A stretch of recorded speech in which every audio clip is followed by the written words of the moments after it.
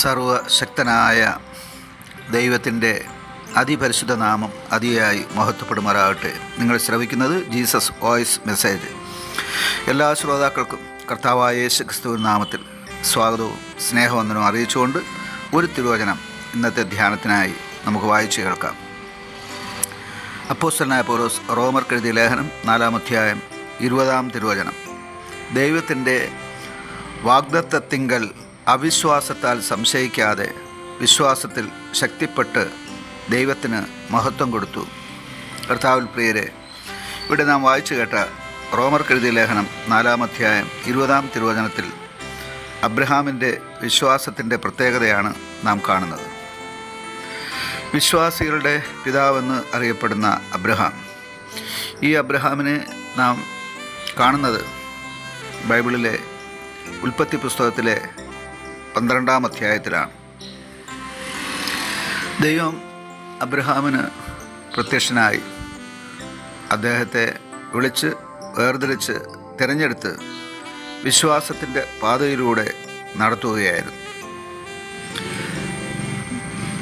മക്കളില്ലായിരുന്ന അബ്രഹാമിന് ദൈവം ആകാശത്തിലെ നക്ഷത്രങ്ങളെപ്പോലെയും സമുദ്ര തീരത്തിലെ മണൽത്തരി പോലെയും സന്താനങ്ങൾ വാഗ്ദാനം ചെയ്യുകയാണ്. ഈ വാഗ്ദാനങ്ങളൊക്കെ അബ്രഹാമിന് ദൈവം നൽകുമ്പോൾ അബ്രഹാമിന് ഒരു സന്താനം പോലുമില്ലായിരുന്നു. എന്നാൽ ആ സമയത്തും ദൈവം വാഗ്ദത്തം ചെയ്ത ആ സന്താന ഭാഗ്യത്തിൻ്റെ, ആ തലമുറയുടെ വാഗ്ദാനത്തിൻ്റെ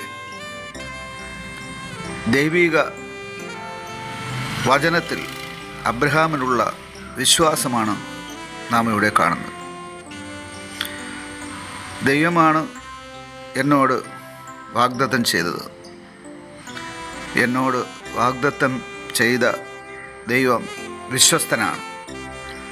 ആ ദൈവം എനിക്ക് നൽകിയ വാഗ്ദത്തം നിറവേറ്റുവാൻ ശക്തനാണ്. തൻ്റെ ശരീരത്തിൻ്റെ ബലഹീനതയോ തൻ്റെ ഭാര്യയുടെ ശരീരത്തിലെ നിർജീവത്വമോ അബ്രഹാം കാണുന്നില്ല. അതിലുപരിയായി അബ്രഹാം കാണുന്നത് ദൈവം വാഗ്ദാനം ചെയ്തു. ആ വാഗ്ദാനം ചെയ്ത ദൈവം എൻ്റെ ശരീരത്തിൻ്റെ ബലഹീനതകളെ നീക്കുവാൻ, എൻ്റെ ഭാര്യയുടെ ശരീരത്തിൻ്റെ നിർജീവത്വം മാറ്റുവാൻ ശക്തനെന്ന് പൂർണ്ണമായി ഉറച്ചു എന്നാണ് ഇവിടെ എഴുതിയിരിക്കുന്നത്.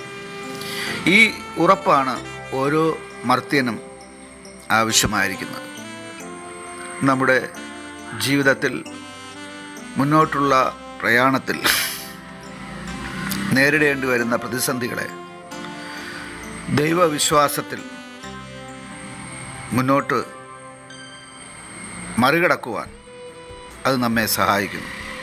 അതെ, ദൈവത്തിലുള്ള വിശ്വാസമാണ് പ്രതികൂലങ്ങളെ മറികടക്കുവാൻ നമ്മെ സഹായിക്കുന്നതും ശക്തീകരിക്കുന്നതും. അബ്രഹാമിൻ്റെ ജീവിതം ഇവിടെ നമുക്കൊരു മാതൃകയാണ്. ഒരു മകൻ അഥവാ ഒരു മകൾ ഇല്ലാത്ത സമയത്താണ് അബ്രഹാമിന് ദൈവം തലമുറകളെ വാഗ്ദാനം ചെയ്യുന്നത്.